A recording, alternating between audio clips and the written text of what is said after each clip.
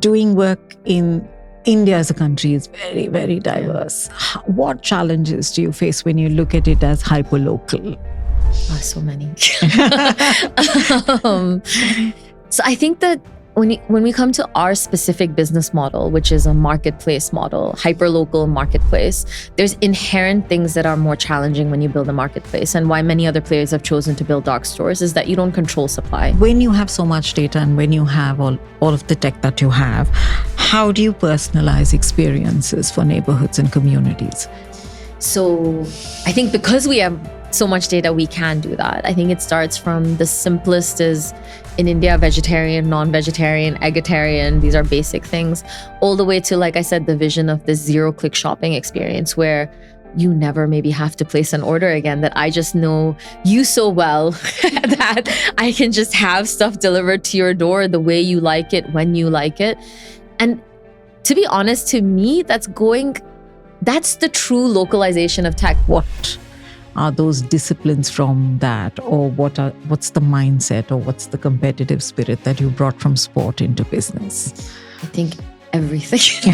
No, I will say I think sports has contributed more to my journey as an entrepreneur than anything I learned in school, for sure. And most things I learned in a professional setting before this. I think starting with to be an athlete and to believe that you can be the best in the world at anything requires irrational optimism and self-belief. And so I think from that starting point, that's the same thing it takes to start a company. The second is then you have to back it with a lot of hard work. And I think that's the same thing that happens when you're truly trying to be an entrepreneur. There is a lot of data. Yeah. There is a lot of data about individuals and all of that. How do you manage data intelligence? How do you manage automation? How do you manage cloud adoption? So we've just gone through a process of focusing a lot on data engineering because, yeah, you're right. There's a huge amount of data. There's a huge amount of data that goes through the platform. Then there's a huge amount of data that we need to process as a team to make better decisions and make them faster. So we've implemented a tool, I guess this is a free shout out for Snowflake, which is as part of our process of building our data pipelines and organizing our data internally.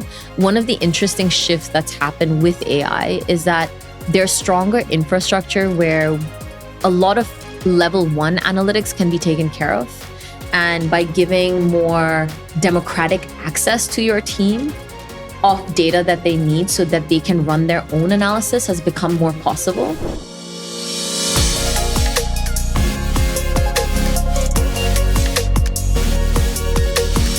Welcome to another episode of the Too Big podcast. Joining us on today's episode is Akanksha Hazari, founder and CEO of LoveLocal. LoveLocal is India's fastest growing digital e-commerce platform, which is empowering local retailers and neighborhood stores. Akanksha is a mission-driven entrepreneur who is driving and championing the digital transformation of India's kirana ecosystem by bringing together thousands of small businesses online and helping them compete in an extremely tech-led market. Through LoveLocal, she is building a platform which will modernize the way India shops locally by bringing together small retailers with their customers and making sure that there is impact across board. Her journey blends deep purpose with sharp product thinking, ensuring that technology can build communities and not just replace them. Akanksha, welcome to the Do Big podcast. It's an absolute pleasure having you here today. Thank you for having me. And let's do a quick icebreaker. Sure. Though we've broken the ice, but let's do a quick icebreaker. Are you an early bird or a late night? Late night. Yeah? Okay. Definitely. Why the late night? I like the quiet of the night. I feel like it's one place where suddenly I can just be alone with my thoughts and not be pinged by anyone, to be honest. My husband is the opposite. He's very much an early bird. So yeah, but late night for sure. Your favorite street food from Mumbai? Bhel puri. Can't have anything else. That's true. An app you can't live without. LoveLocal. No, that's not allowed. I can't say my own app. Okay. An app, probably WhatsApp, to be honest, for better or worse. It's a curse and a blessing. True that. With the app I can't live without. Your journey, if you had to describe it in one word. No regrets.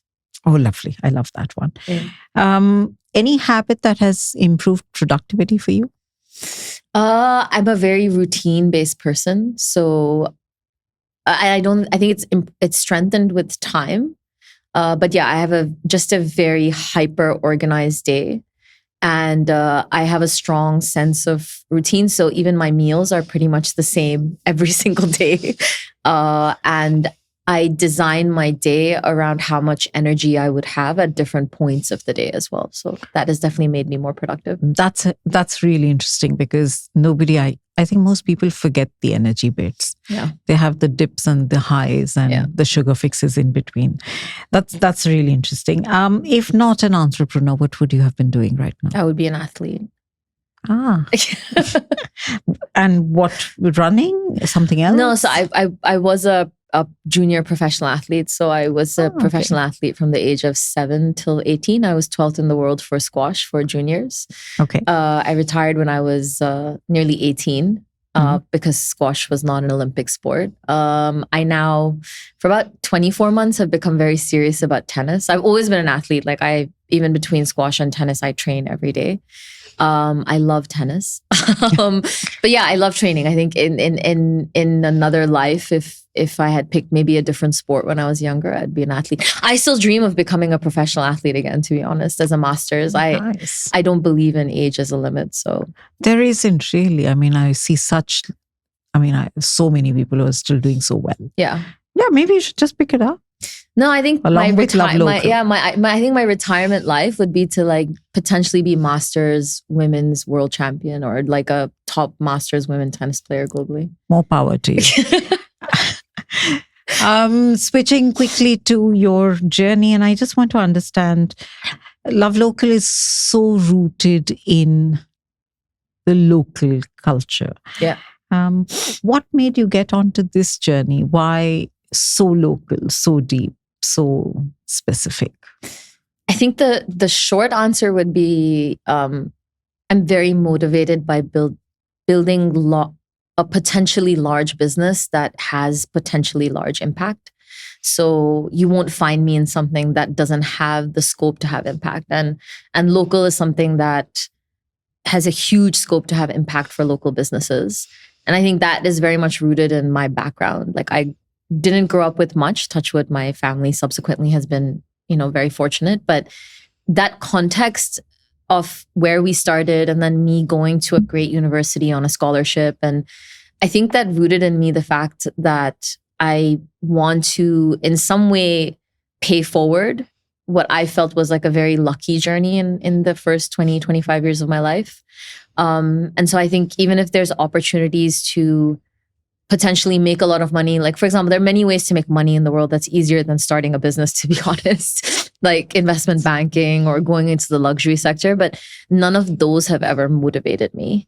And so solving this problem motivates me because on the one hand, there is a huge business opportunity, but that's deeply rooted in the fact that this is working with SMEs who are family-owned businesses who account for 40% of jobs in India directly or indirectly.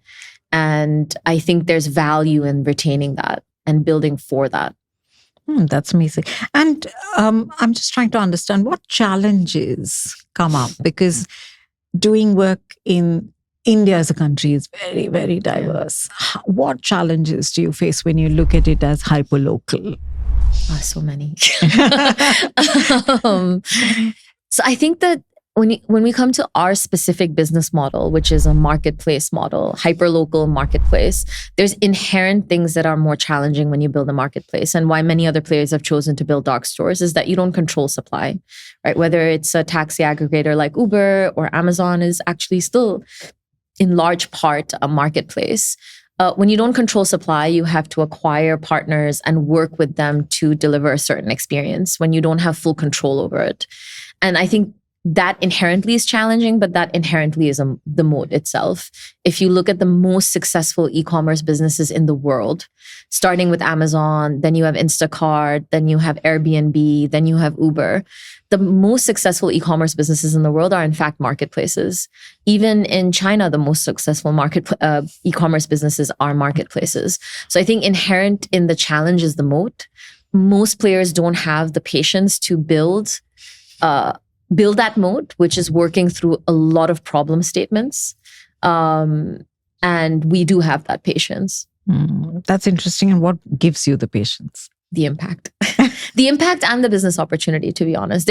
It's very hard, but I think when you wake up in the morning and you've had a particularly hard previous day or previous week, when you wake up in the morning, you know you helped like a local bhajiwala go online. That's worth getting up for. If I was waking up in the morning to sell someone like a fancy handbag, that would not honestly get me out of bed, or a fancy car.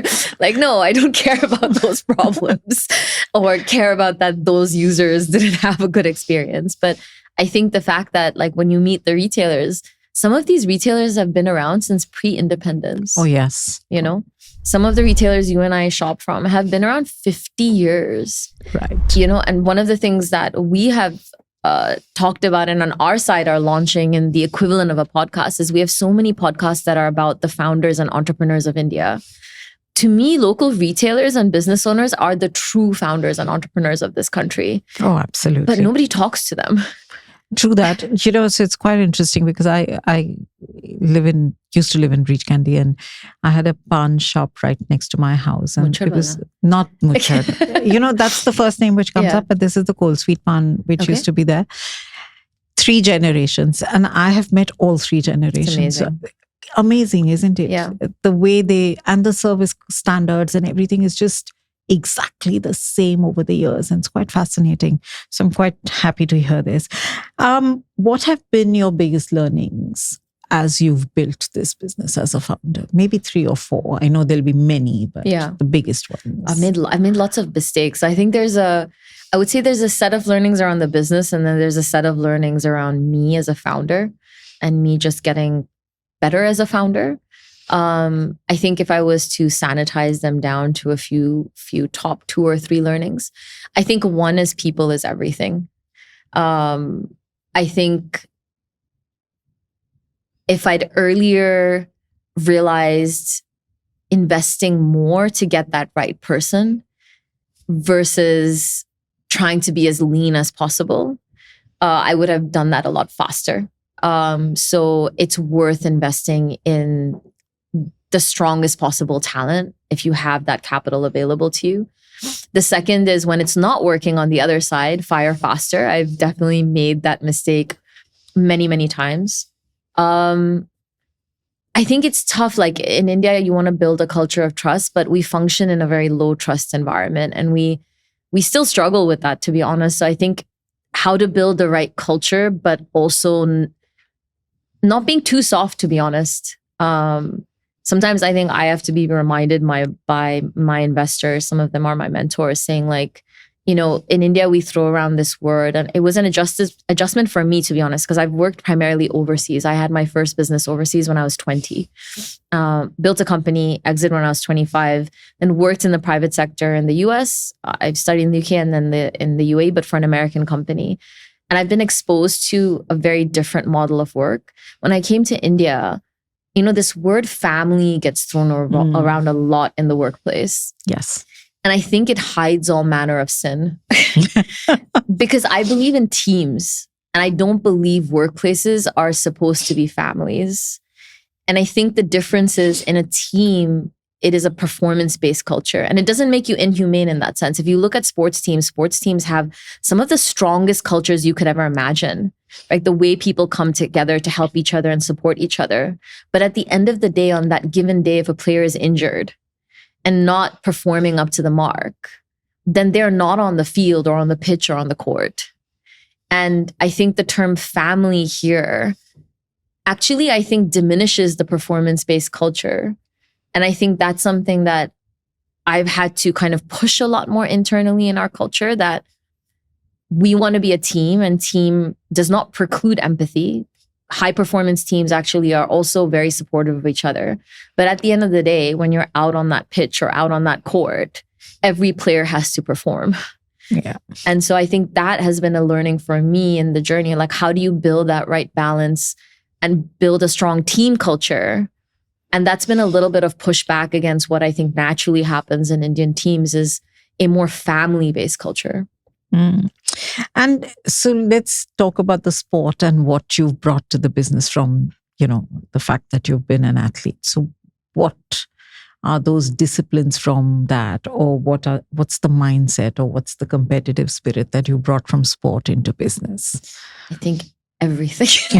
No, I will say, I think sports has contributed more to my journey as an entrepreneur than anything I learned in school, for sure. And most things I learned in a professional setting before this.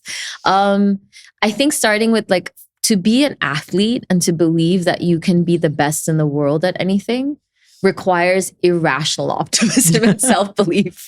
And so I think from that starting point, that's the same thing it takes to start a company. The second is then you have to back it with a lot of hard work. And I think that's the same thing that happens when you are truly trying to be an entrepreneur. The third is when you're an athlete, you have to build towards very, very long-term goals and realize that you're going to lose a lot more than you win on the way getting there. And that's built into your framework.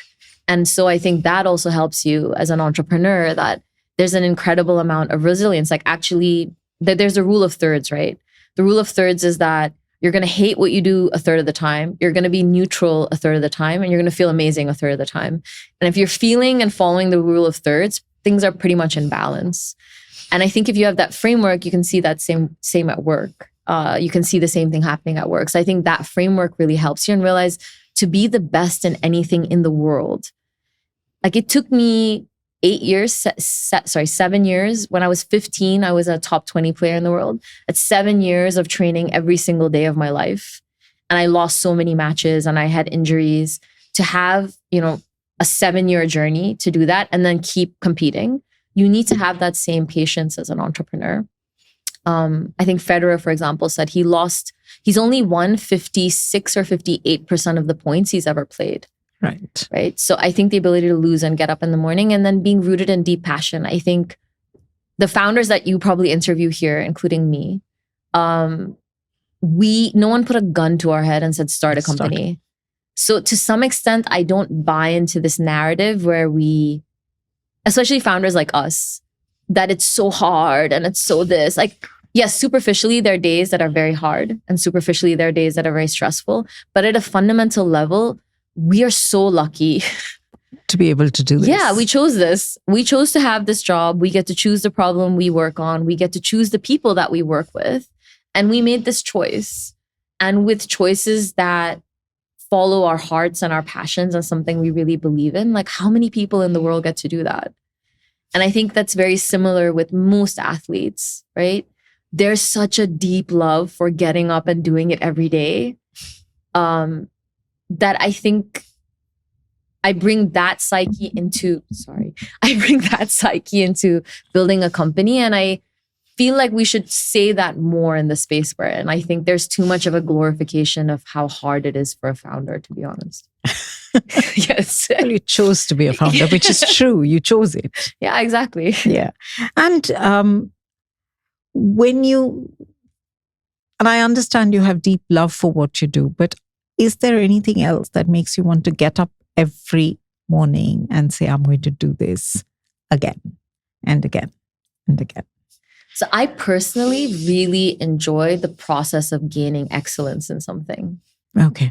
And I think it's very much like being an athlete. Like today I still train 10 to 12 hours a week, right? Every day after work, I get on the court and I train at night for an hour to an hour and a half, from 9 p.m. to 10:30. And I train 3 hours on Saturdays and Sundays. In my training sessions, I probably hit thousands of balls every day. In some sessions, I will only hit the same shot for an hour. Right. And to an outsider, it may seem really irrational, but every one of those shots is different because every one of those shots, I'm tweaking either how I place my foot or how I hold my racket or how much time the ball is on the strings. And to me, I am completely engrossed in that because every day I get a little bit better. And it's absolutely the same thing in building this company or anything at work for me. I enjoy the process of tackling problems. And I can tell you today, I have learned so much that I would never have learned in life. And I enjoy the process of getting up every day and just doing something so many times that eventually you gain excellence in the field and hopefully gain a level of excellence that makes you better than most people who do it. So I really enjoy that. Interesting. And you've been part of the Google Studio, you've been part of the Google Launchpad program. Talk me through that journey. How has it helped? What did it bring to the table? All of that. So I think Google has been great in terms of a sense of visibility. So I think we've been fortunate to win like the Google Rising Star Award. Then we've been part of their accelerator program. I think, to be honest, like it's had some impact, probably limited impact on us building a business. But when we are young as a startup, it definitely gave us a lot of exposure. Exposure both in terms of the external ecosystem, even in terms of raising capital, and in terms of attracting talent as well. We're a tech company, we want to attract engineers. So I think that's probably the place that being a part of these programs has really helped. And I think the accelerator specifically actually brought in some investors because I was very fortunate to be in a cohort that was part of, it had the Gojek founders, it had founders of very large tech startups in the US who eventually actually ended up investing in LoveLocal. So I think from a talent and capital point of view, they have been very, very powerful. And you've started to work with other industry partners, right? So you're part of the Tech Entrepreneurs Association of Mumbai, etc. How does that help in building the ecosystem for LoveLocal and for tech per se?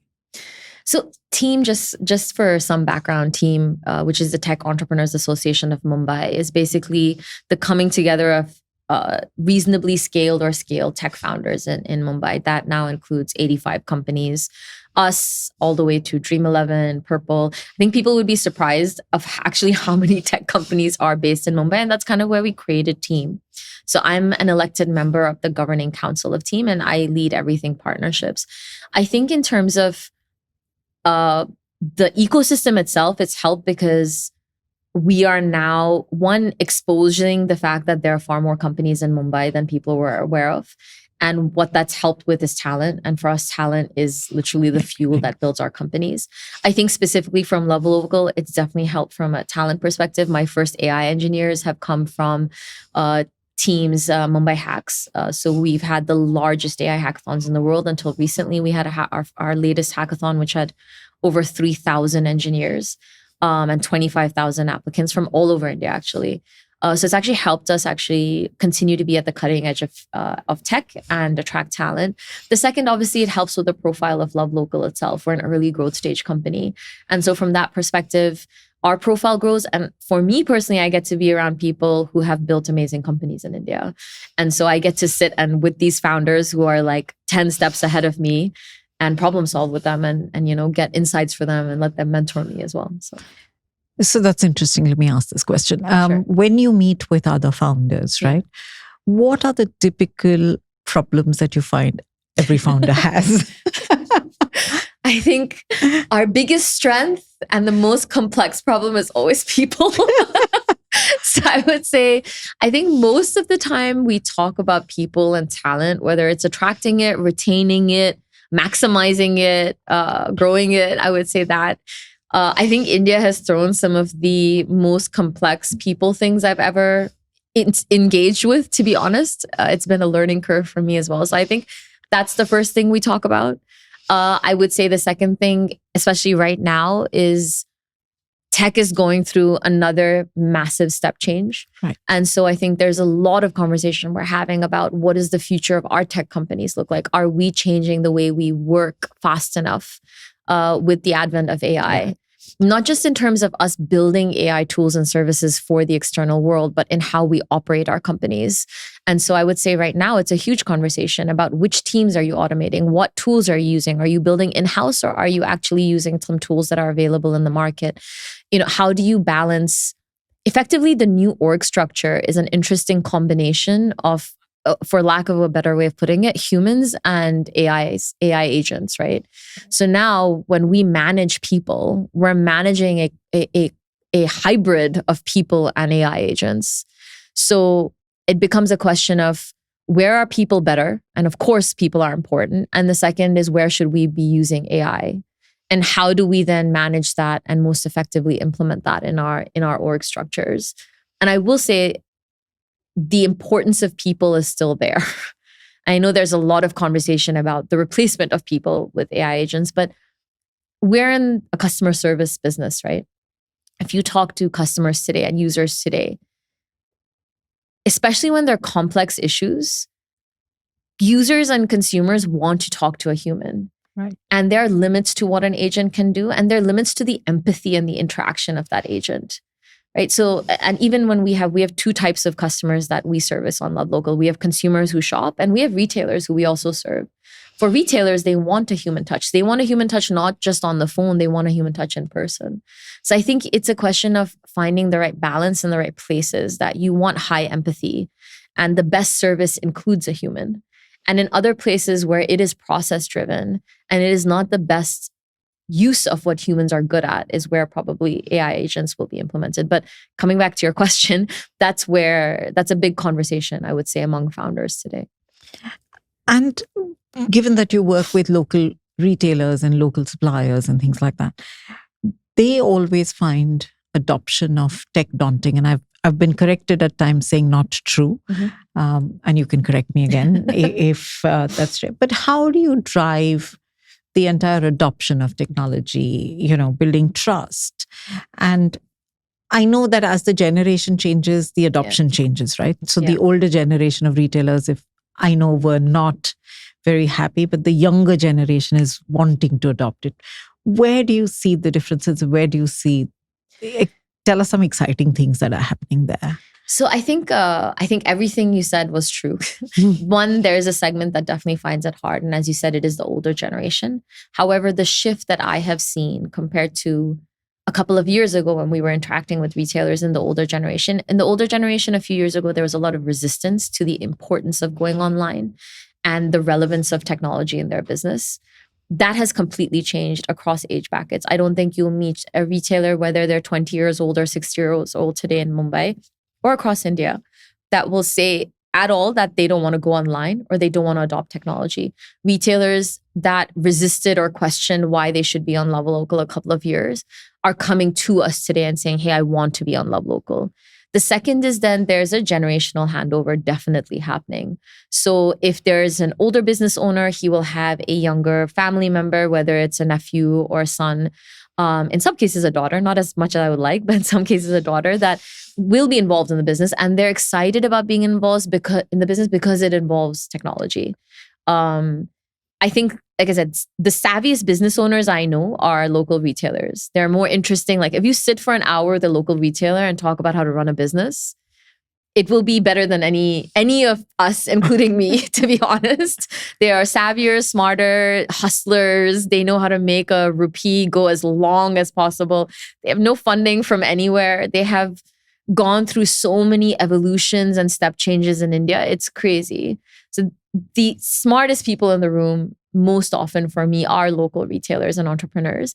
I think the younger generation is really interesting in how they're leveraging technology as well. And so I don't think we need to train them as much. There's certain tools, they know how to use apps. The older generation will have someone younger to support them. But everyone wants to be online and use technology now. How do you convince them? So what are the measurable results that they would see if they came onto LoveLocal? What Dhanda?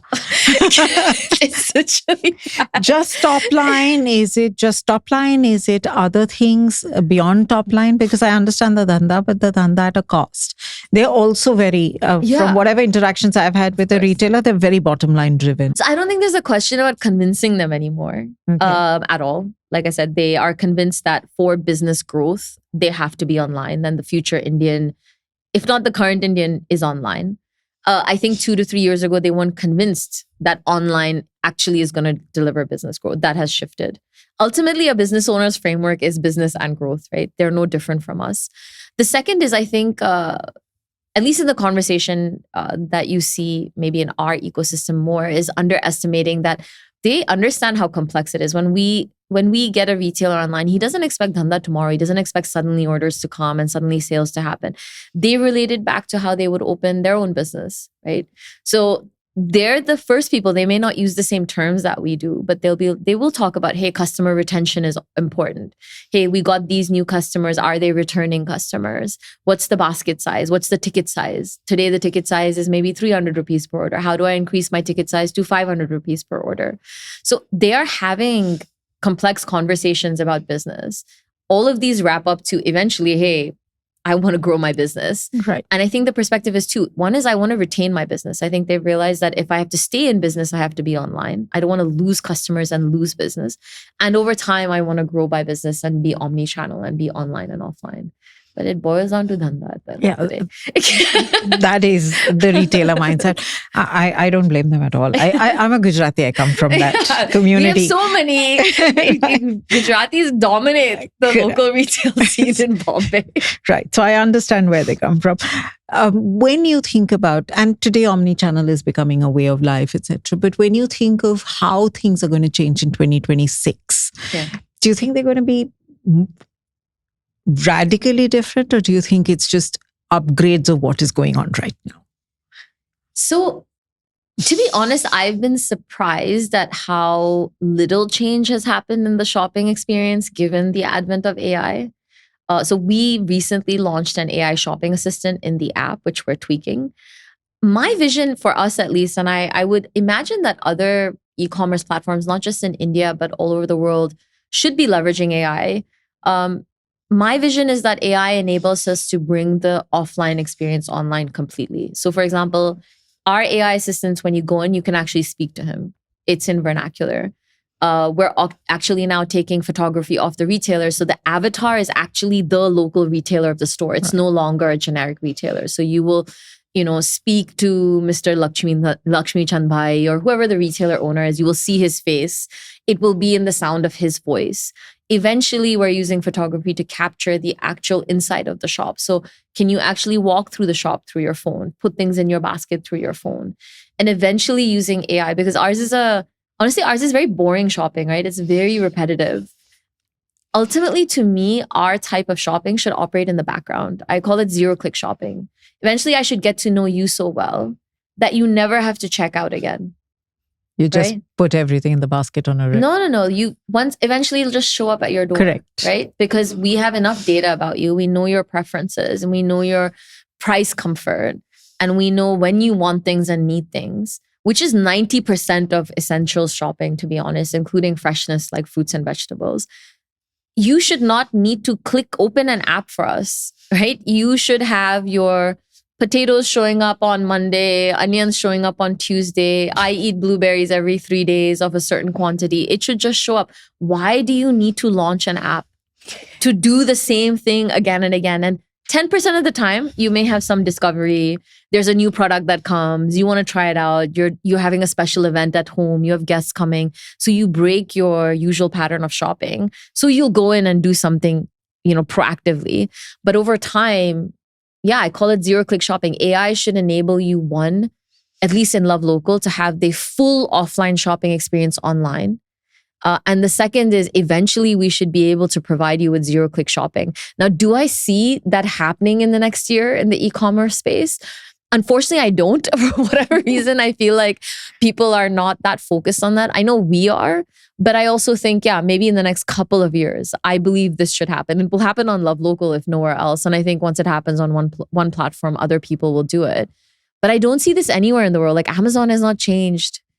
No one has changed their shopping experience. I'm a researcher, and one of the things that we find in research is that consumers are not yet ready to trust all of their shopping to AI.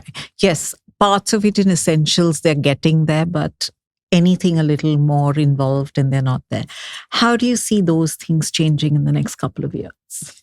there are definitely issues of hallucinations, and even AI doing basic math, to be honest, is not great yet.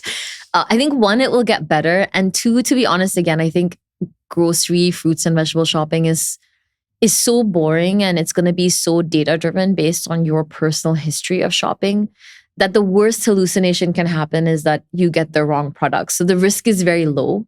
And it can be taken care of through refunds, customer supports, like strong customer support flows. So I think in our category, it probably will not be as risky. So I can see users being more open to it. And also the cost of a mistake is very low because the cost of the items are low, the baskets are low, right?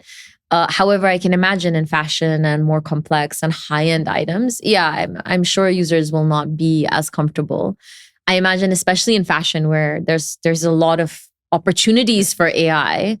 But yes, things can also go very wrong. So it'll take longer, it'll get better, but I'm a believer in a world where humans are going to be important, even though I think a lot of the narrative right now is about just replacing humans, to be honest.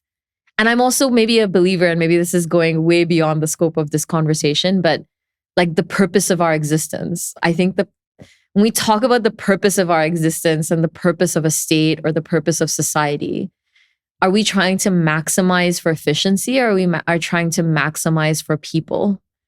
And in a world where I think the purpose of technology should be to facilitate the maximization of people and their happiness and their lives, then I think we need to think about technology a little bit differently. And I think there's not enough that's being spoken about there, to be honest.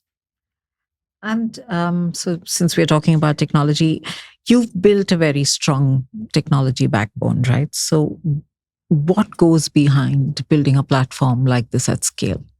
Amazing people. I'll go back to that. To be honest, like it starts with great talent because I don't think when you build an e-commerce platform, like the playbook is built. I don't think admittedly, we're doing any that's like you're a researcher. We're not doing cutting edge research here. We're building things that people have built in different versions before. We're trying to do it better. Now we're doing it using AI tools as well. There are many AI tools around just coding as well. And we're building AI features themselves. I think that's the only change. But I do think it starts with, I would go back to, the way I built the tech team, to be honest. I think my learning is, I would have hired a little bit differently earlier on and had kind of the people that I have today versus not fully understanding that or being so capital focused early on. And I don't know if you can help that when you're early on, you don't have capital in getting the right people so they can build the best tech and scalable tech. So there is a lot of data. Yeah. There is a lot of data about individuals and all of that. How do you manage data intelligence? How do you manage automation? How do you manage cloud adoption? I'm just trying to get a sense of the tech stack behind the business. I mean, so we've just gone through a process of focusing a lot on data engineering because, you're right. There's a huge amount of data. There's a huge amount of data that goes through the platform. Then there's a huge amount of data that we need to process as a team to make better decisions and make them faster. So we've implemented a tool, I guess this is a free shout out for Snowflake, which is as part of our process of building our data pipelines and organizing our data internally. One of the interesting shifts that's happened with AI is that there's stronger infrastructure where a lot of level 1 analytics can be taken care of. And by giving more democratic access to your team of data that they need so that they can run their own analysis has become more possible. Whereas I would say maybe a few years ago, you'd have very large data analytics team, or in India, we call them MIS. Right. These would be very, very large teams who would honestly just be focused on like kind of extracting data and like copying and pasting and making reports. And so I think we are now focused a lot on data engineering, building data pipelines. We're using a tool like Snowflake. Obviously, all our data is cloud-based within India on Indian servers, so obviously fully compliant. But to organize the data and make it democratized within the organization so that level 1 automation of reporting and analysis has already happened. And then giving access to the teams to be able to do that by themselves. And do more complex analysis by themselves. And I think with that, the expectation now is that the average person in a team should be able to write MySQL queries, should be able to do a little bit, to be a certain level of data driven, to be able to analyze data independently and to be able to query and work with data independently. And that's no longer a skill that's just expected in, let's say, the product team or the data analytics team or the tech team. It's a skill that's expected now, at least at LoveLocal, in every team that you are, and pretty much from quite junior levels, to be honest. And I know we are not there quite with the GDPR kind of guidelines in India yet. We have our own DBDP Act, etc. But as we move forward in the future, I know that data is going to become very difficult to manage. And where do you see data privacy, data protection, all of that coming for you? I mean, for us, like, what's the data? We do have some personal data because we do deliveries, and then we know how many, aloo tomato you buy. So I think as long as we're compliant, I don't see it meaningfully impacting our business. I don't think we're sharing personal data anywhere. Any personal data that's being used is for the purpose of servicing you as a customer. If we go closer to Europe in terms of GDPR, yes, as businesses, we will have to do another level of compliance. But India has already required that all personal data stays in India, and all of us that are compliant with that, and that it's encrypted, etc. So I think as long as you're compliant, it's just another level of work that you'll have to do. But at least in our business, it should not materially impact our ability to do anything. I think it becomes more interesting in AI again, right? Like, these models are basically using,